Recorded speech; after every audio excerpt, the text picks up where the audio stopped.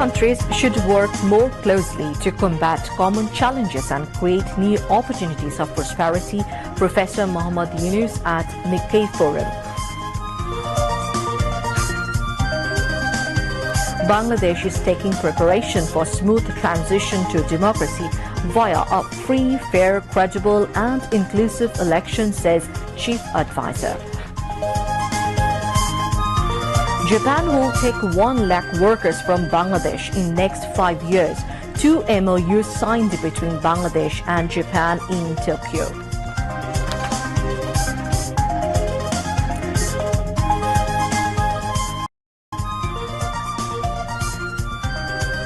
Chief Advisor urges Zika to increase assistance for implementing Moheshkhali Matarbari integrated development efforts aimed at economic development of Bangladesh.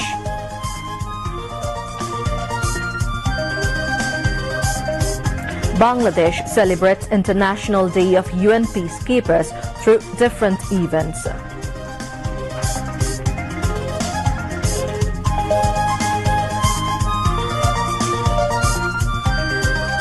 The country will go back to democracy soon, Begum Khaleda Zia at a discussion marking 34th anniversary of martyrdom of Shaheed President Zia Rahman.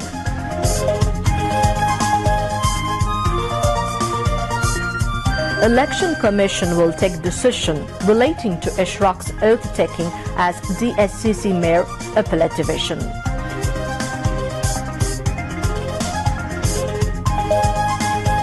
Due to deep depression over the bay, coupled with impact of new moon, Chattogram, Khulna, Borishal and coastal areas may experience 2 to 4 feet tidal surge. Seaports of Chattogram, Cox's Bazar, Mongla and Pyra have been asked to hoist local cautionary signal number 3.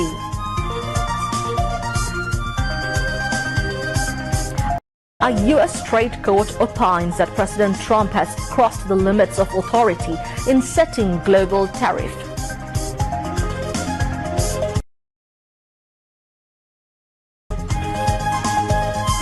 And Bangladesh will face Pakistan in second T20 match in Lahore tomorrow. Assalamu alaikum viewers, I'm Tanzila Manor Sultana welcoming you all to News at 10. You have just heard the headlines, now moving on to news in details. Chief Advisor Professor Muhammad Yunus said Bangladesh is preparing for a free, fair, credible and inclusive election aimed at ensuring justice, equality, freedom and the dignity of people for the smooth transition of democracy. He said this while presenting the keynote address at the inaugural session of the Nikkei Forum in Tokyo, Japan this morning. The chief advisor said that Asian countries need to work together more closely to tackle joint challenges and create new opportunities for prosperity. He emphasized the need for strong and sustainable financing for Asia's development and called for transforming Asia's interdependence into cooperation.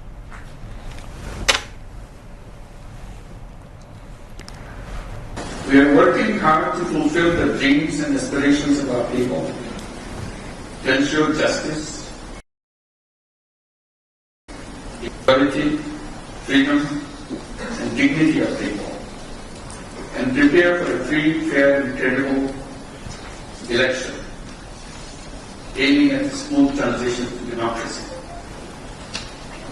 We believe this is a chance to correct the wrongs, build new institutions, and realize the dream of a fairer society. I believe Asian nations can work together even more closely to address shared challenges and unlock new opportunities for prosperity and better life. We need to build a clear path towards a shared future and shared prosperity. Asia needs a stronger and sustainable way to finance its development. Regional development banks, financial institutions should take lead in funding our growing needs. The chief advisor stated that despite multiple domestic challenges, Bangladesh is playing its role for global peace and security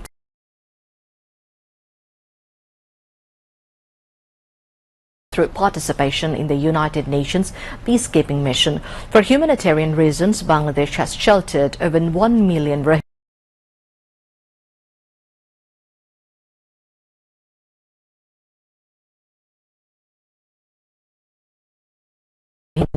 who fled from persecution in Myanmar's Rakhine.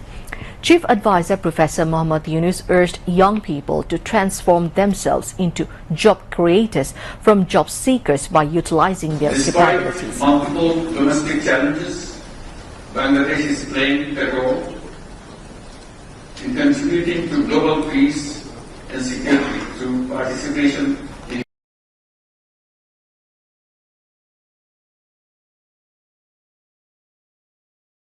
in peacekeeping and peace-building missions, and hosting more than 1 million Rohingyas fleeing persecution in their homeland in Myanmar, purely on humanitarian ground.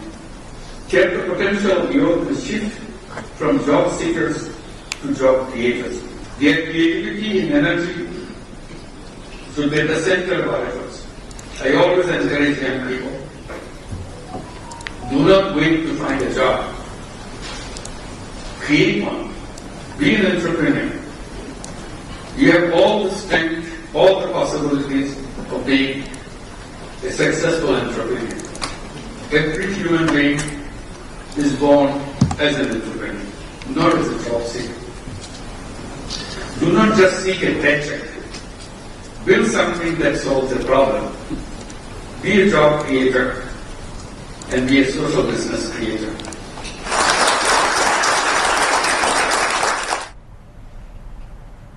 Chief Advisor Professor Mohammad Yunus today said he was looking forward to his meeting with Japanese Prime Minister Shigeru Ishiba to extend the ongoing collaboration between the two countries in different sectors. The Chief Advisor said there are so many areas of collaboration between Japan and Bangladesh. I want to build on this. He made the remarks when President and CEO of Nikkei, Tsuyoshi Hasebe, called on him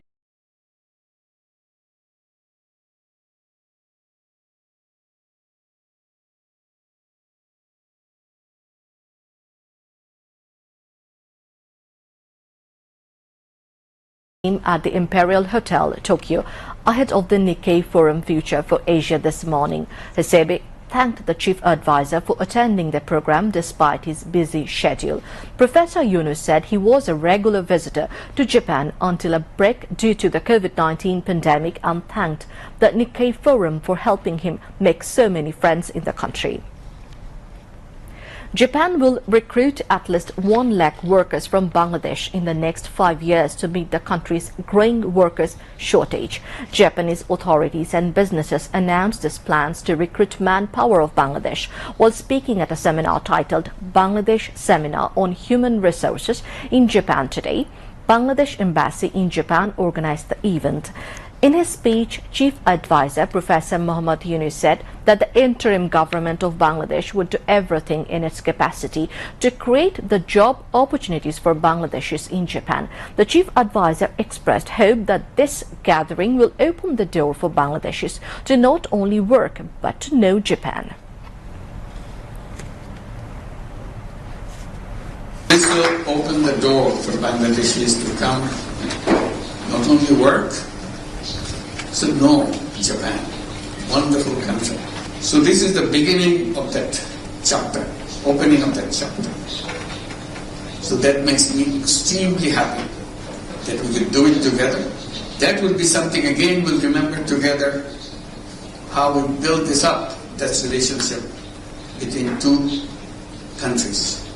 It's not just sending people, it's building up relationship among two nations to open the door for them. And you're helping us make that happen. Bangladesh has a population of 180 million. But the interesting thing is, half the population is under the age of 26. Very young people. Now you are leading the way to open the door. State Minister of the Ministry of Health, Labour and Welfare of Japan, Nikki Hirabumi, Bangladesh Ambassador to Japan, Daud Ali, Chairman of Japan International Trainee and Skilled Worker Cooperation Organization, Hiroaki Yagi, Chairman of NBCC, Mikio Kesagayama, and Representative Director of Supervising Organization, Shizuoka Workplace Environment Improvement Cooperative, Metsura Matsushita, spoke at the function. Later, two memorandum of understandings were signed, first between Bangladesh's Bureau of Manpower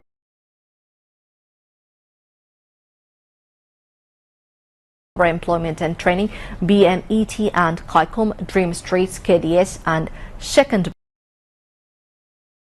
hotel in Tokyo. The chief advisor said with access to the Bay of Bengal, the government is developing deep sea ports, highways and railway links to connect the Midi region with Nepal, Bhutan and other parts of South Asia.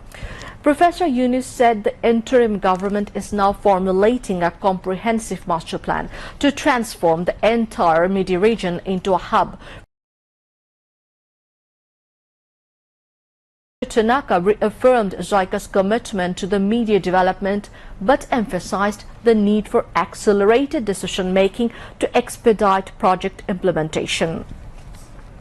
The chief advisor also revealed plans to establish free trade zones within the Midi area, inviting foreign investors to set up manufacturing plants aimed at export markets. The two leaders also discussed Bangladesh's reform agenda following the July uprising, the country's democratic transition and the interim government's anti-corruption efforts.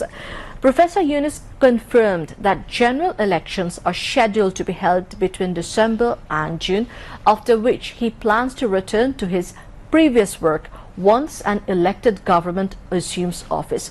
About Rohingya crisis, the chief advisor also sought JICA's more support for humanitarian responses. Former Malaysian Prime Minister Mahathir Mohamad called on Chief Advisor Professor Muhammad Yunus at Hotel Imperial in Tokyo this morning. During the call-on, the Chief Advisor sought his cooperation to get Asian membership. They also discussed July uprising and the Rohingya crisis.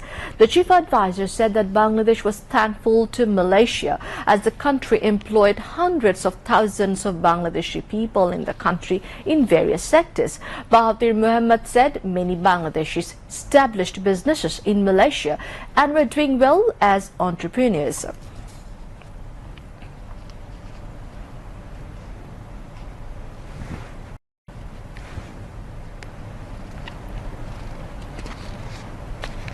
Japan will become the hub for the export of Bangladesh's workforce in the coming years. Chief Advisor's Press Secretary Shafiqul Alam said this in a briefing at the Hotel Imperial in Tokyo. The Press Secretary also stated that various types of training would be provided for sending workers to Japan. Besides, he presented the schedule of the Chief Advisor's second day of visit to Japan to the journalist.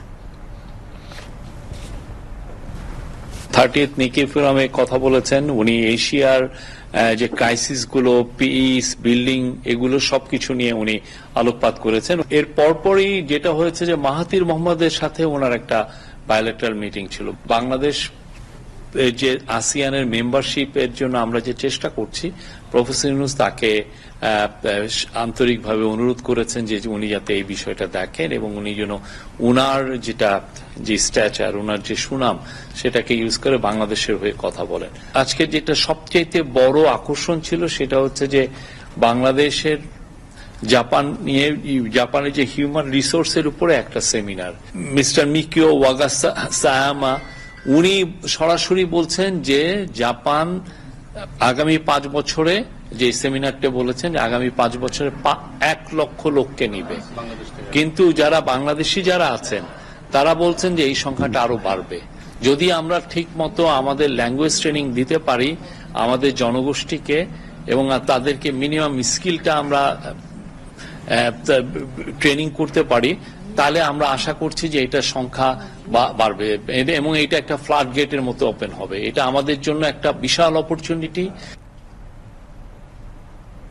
Today is International United Nations Peacekeepers Day. To mark the occasion, a special event was held this morning at the Bangladesh-China Friendship Conference Center, where injured peacekeepers were honored and a special presentation on UN peacekeeping operations was showcased. Finance advisor Dr. Salauddin Ahmed attended the event as chief guest. Members of the Advisory Council, ambassadors and high commissioners of various countries, the United Nations resident coordinator, chiefs of the 3 services, the principal staff officer of the Armed Forces Division, the Inspector General of Police, senior officials of the Ministry of Foreign Affairs, media personalities and high-ranking military and civil officials were also present on the occasion. Over the past 4 decades, Bangladeshi peacekeepers have successfully participated in 63 UN missions across 43 countries and locations. Currently, 5,818 Bangladeshi peacekeepers, including 444 female peacekeepers, are deployed in 10 countries in various UN peacekeeping missions. A total of 168 Bangladeshi peacekeepers have sacrificed their lives in the line of duty during UN missions. This year, 2 injured peacekeepers were honored during the ceremony. In his speech, the finance advisor assured full government support for those engaged in peacekeeping missions and affirmed that such support will continue in the future. Chief of Army Staff General Wakar said Bangladesh is a legendary name in global peacekeeping. Home Affairs Advisor Lieutenant General retired Jahangir Alam Chaudhary has said future generation will disseminate the spirit of July uprising across the world. The Home Advisor said this at a discussion emerging from a rally organized on the occasion of International UN Peacekeepers Day. Senior officials of the Ministry of Home Affairs and senior military and civil officials were present on the occasion. The Home Advisor prayed for the well-being of 5,818 Bangladeshi peacekeepers currently working in UN peacekeeping missions. The advisor commemorated the great contribution of Bangladeshi peacekeepers. Earlier, a rally was brought out from Old Airport, which ended at Falcon Hall in the city.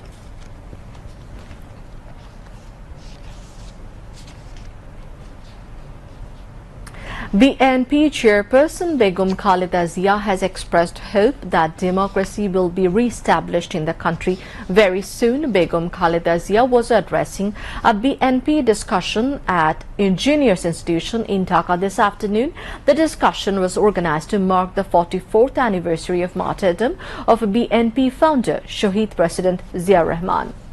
BNP's acting vice chairman Tariq Rahman virtually took part in the discussion as chief guest. Tariq Rahman urged the caretaker government to declare roadmap of next general election with specific dates. BNP Secretary General Mirza Fakhrul Islam Alamgir presided over the meeting. Among others, BNP leaders Ruhul Kobir Rizvi, Dr. Khandokar Musharraf Hussain, Dr. Abdul Moin Khan, Salahuddin Ahmed, Iqbal Hassan Mahmood Tuku, Major retired Hafizuddin Ahmed Bir Bikram, economist Dr. Mahbub Ullah, and Vice Chancellor of Jahangirnagar University, Professor Dr. Muhammad Kamrul Ahsan, addressed the discussion. Tariq Rahman said Shahid President Zia Rahman is still relevant in politics of Bangladesh and he is a role model in politics and statesmanship. Shahid President Zia Rahman will be ever alive in the hearts of pro-democracy people, he added.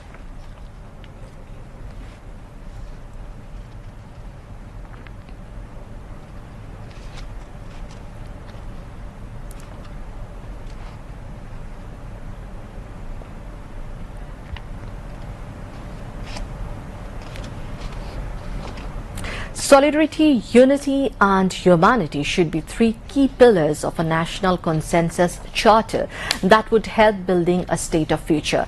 Distinguished citizens opined this at a discussion titled National Charter and Citizens' Expectations, Sushashoner Jonno Nagorik Sujon, organized the event in Dhaka today. Former Justice M.A. Mateen chaired the discussion.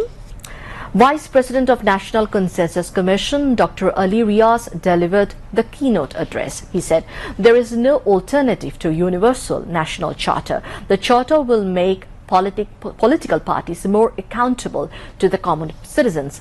Dr. Ali Riaz said the implementation of national charter largely depends on the goodwill of political parties. Among others, NCC member Dr. Iftekharuzzaman, Dr. Bodiul Alam Mojumdar and Chief Advisor's Special Assistant Munir Haidar were present in the discussion. The meeting discussed bicameral parliament alongside other important issues. The speakers opined that national consensus framed on opinions of common people is a must to build a participatory and accountable state.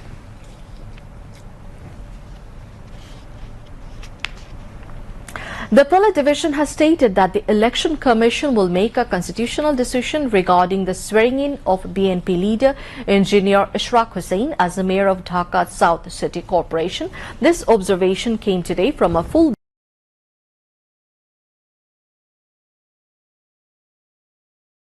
post of the relevant petition. Earlier on Wednesday, a hearing began on a leave to appeal petition challenging the High Court's order that had rejected a plea to bar Engineer Ishraq Hussain from being sworn in as mayor. Barrister Mahbub Uddin Khokon represented Ishraq Hussain in court, while Advocate Muhammad Hussain appeared on behalf of the petitioner.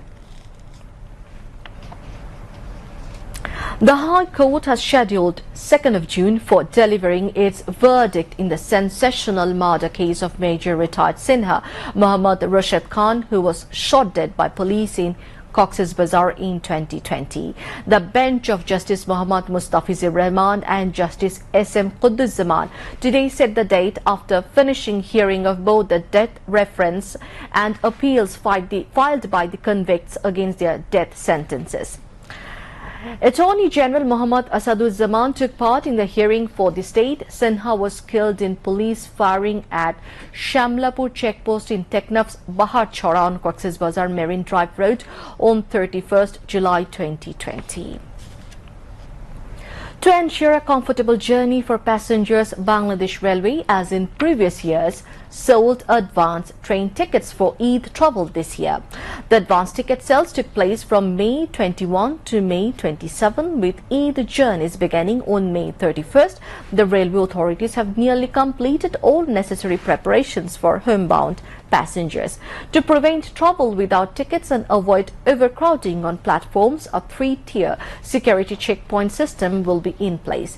According to the Komlapur station master, police, RAB and the railway's own security personnel will be deployed both inside trains and at stations to ensure overall safety. This year, 33,316 seat-based passengers will be transported daily on intercity trains departing from Dhaka.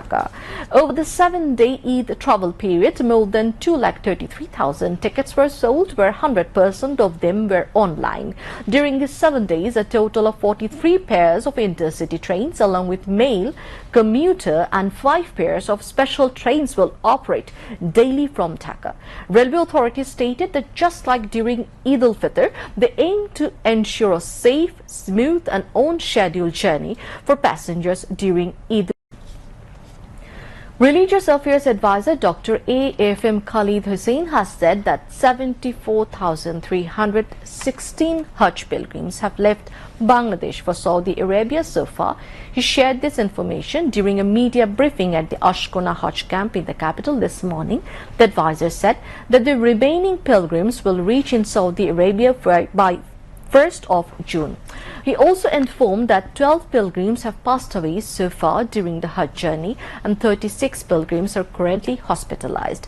The religious advisor confirmed that all Hajj management processes are running smoothly. This year, a total of 87,100 Bangladeshis have registered for Hajj. Among them, 5,200 have registered under the government management system, while 81,900 pilgrims have registered under private management. Anti-Corruption Commission (SCC) is working with India to bring Prashant Kumar Haldar alias P.K. Haldar back home under extradition treaty. ACC Director General Akhtar Hussain made the disclosure replying to a query at a regular press briefing of the anti-corruption in the capital today. He further informed that the ACC initiated another investigation against Public Works Department (PWD) engineer Shamim Akhtar. The ACC Director General had added that several corruption charges have been filed against the PWD engineer for looting money in the name of VVIP programs.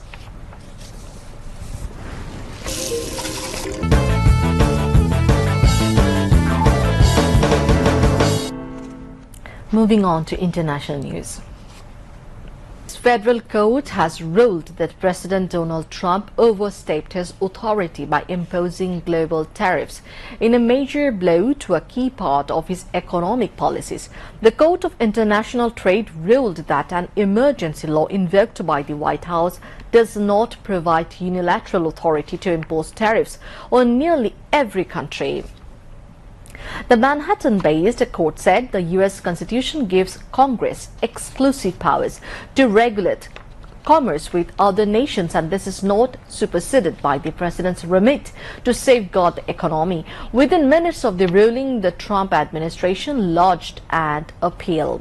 The lawsuit filed by the non-partisan Liberty Justice Center on behalf of 5 small businesses that import goods from countries targeted by the duties was the first major legal challenge to Trump's so-called Liberation Day tariffs. The case is one of 7 legal challenges to the administration's trade policies, along with challenges from 13 U.S. states and other groups of small businesses.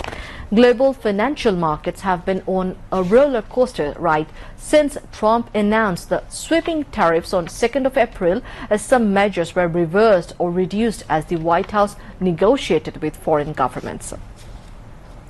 The United States will aggressively revoke the visas of Chinese students studying in the U.S., Secretary of State Marco Rubio has announced, as the Trump administration continues its crackdown on foreign students enrolled from the People's Republic of China and Hong Kong, it added. Rubio's announcement added to uncertainty for international students in the U.S. who have faced intensifying scrutiny over recent months amid the administration's wider assault on higher education institutions. Tech billionaire Elon Musk has announced that he is leaving the administration of U.S. President Donald Trump, where he led a months-long project to cut costs in the U.S. federal government. He wrote on the social media platform on Wednesday evening, "As my scheduled time as a special government employee comes to an end, I would like to thank President Donald Trump for the opportunity to reduce wasteful spending."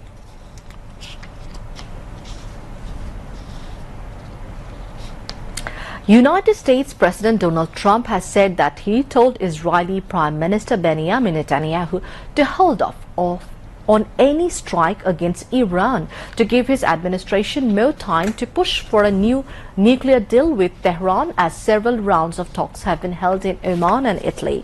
Trump told reporters on Wednesday at the White House that he relayed to Netanyahu a strike would be inappropriate to do right now because we are very close to a solution.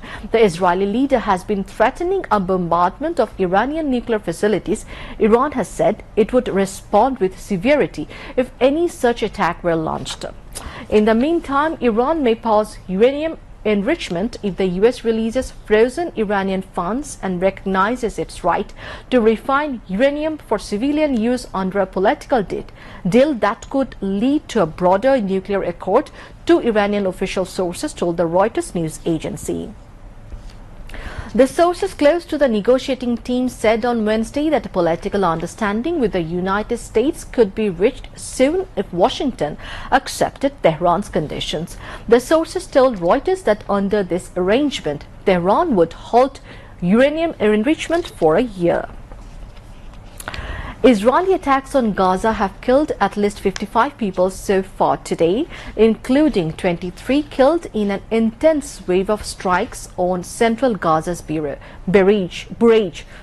The Israeli government has approved 22 illegal settlements in the occupied West Bank, the largest one-time approval in history. Chaos continues to unfold at aid distribution points in southern Gaza, with authorities in the strip saying soldiers opened fire on hungry people, killing at least 10 over the last 3 days. According to Gaza's health ministry, Israel's war on Gaza has killed at least 54,249 Palestinians and wounded 123,492. The government media office updated its death toll to more than 61,700, saying thousands of people missing under the rubble are presumed dead. Meanwhile, actors, singers, writers and intellectuals have signed an open letter to British Prime Minister Keir Starmer calling on his government to end its complicity in Gaza. More than 300 public figures, including Sherlock Holmes star Benedict Cumberbatch, singer and activist Annie Lennox and sports broadcaster Gary Lineker have signed the letter led by refugee charity Choose Love. A 3-day-long international exhibition, SafeCon 2025, kicked off in the capital today. Commerce Secretary Mahbubur Rahman opened the exhibition. Local and foreign establishments representing infrastructure, construction, power, renewable energy, water management and machinery sectors are participating in the exposition. Speaking on the occasion, the Commerce Secretary said today's program is not only an exposition but also an unique platform to open up a new horizon of prospects. Besides,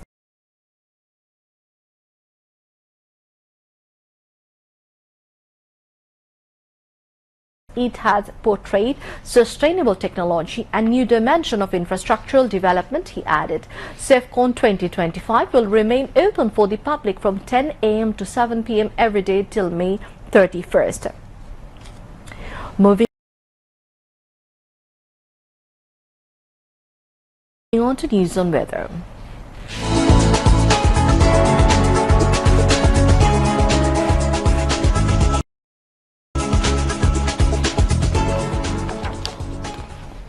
The coast crossing deep depression has completed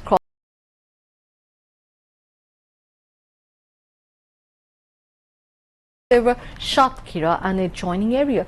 As a land deep depression, it may move north-northeastwards direction further and weaken gradually. Met Office said under its influence, gusty or squally weather may affect the maritime ports, North Bay and adjoining coastal areas of Bangladesh. Maritime ports of Chattogram, Cox's Bazar, Mongla and Para have been advised to keep hoisted local cautionary signal number 3. I repeat, local cautionary signal number 3. All fishing boats and trawlers over North Bay have been advised to remain in shelter till further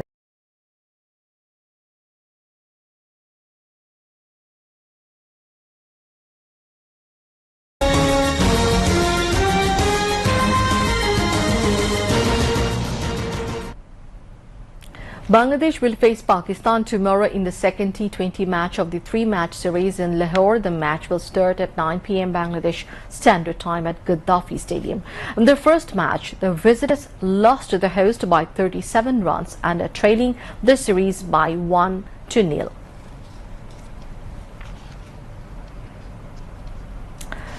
Bangladesh has been drawn with Vietnam, the 2018 runners-up, and Yemen and Singapore in Group C in the AFC Under-23 Asian Cup qualifiers.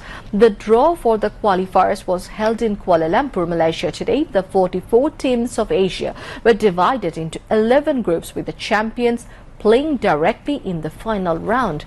The best 4 runners-up will also get the opportunity to the final round. The qualifiers will be played from September 1 to September 9 and the matches of Group C will be held in Vietnam. The final round will be held in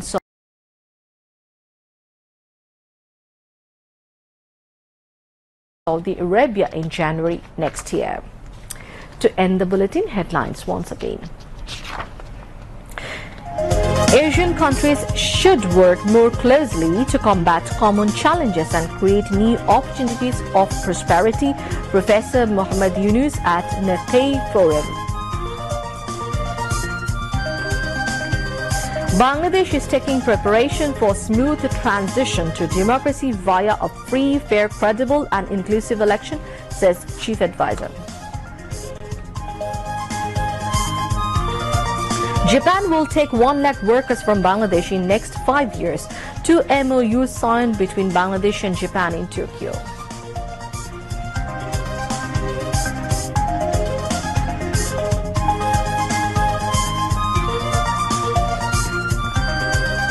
Chief Advisor urges JICA to increase assistance for implementing Moheshkhali Matarbari integrated development efforts aimed at economic development of Bangladesh.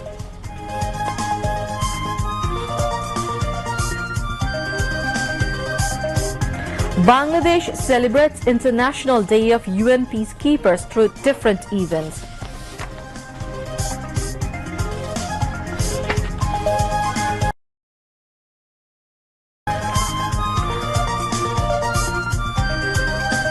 The country will go back to democracy soon. Begum Khaleda Zia at a discussion marking 44th anniversary of martyrdom of Shaheed President Zia Rahman.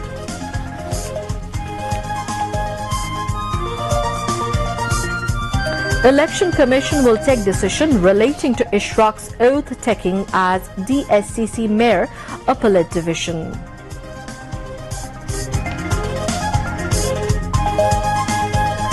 Due to deep depression over the bay coupled with impact of new moon, Chattogram, Khulna, Borishal and coastal areas may experience 2 to 4 feet tidal surge. Seaports of Chattogram,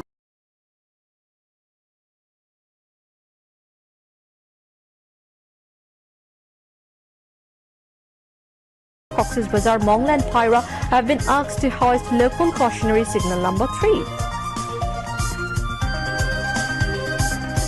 A US